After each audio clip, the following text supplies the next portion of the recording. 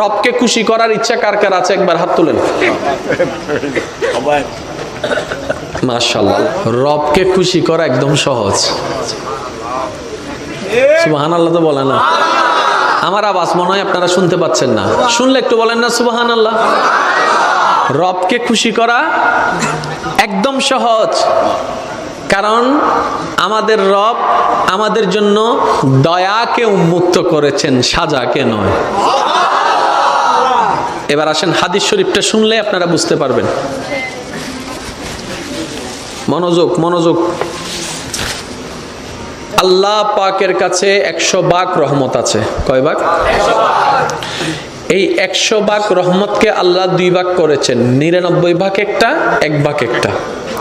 এই 1 ভাগ রহমতকে আল্লাহ সমস্ত সৃষ্টির কাছে বিতরণ করে দিলেন।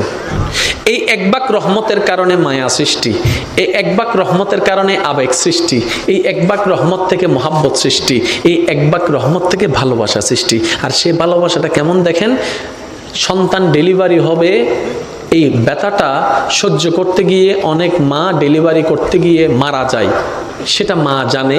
আমি সন্তান পেটে রাখলে 10 মাস আমি ভালো করে খেতে পারবো না, ঘুমাইতে পারবো না, সেটা মা জানে। তারপরও সন্তান পেটে নেওয়ার জন্য মা দ্বিধাবোধ করে না, দ্বিমত পোষণ করে না। ডেলিভারির সময় মা মারা যাওয়ার সম্ভাবনা 80%, সেটা মা জানে। রবকে খুশি করার ইচ্ছা কার কার আছে একবার হাত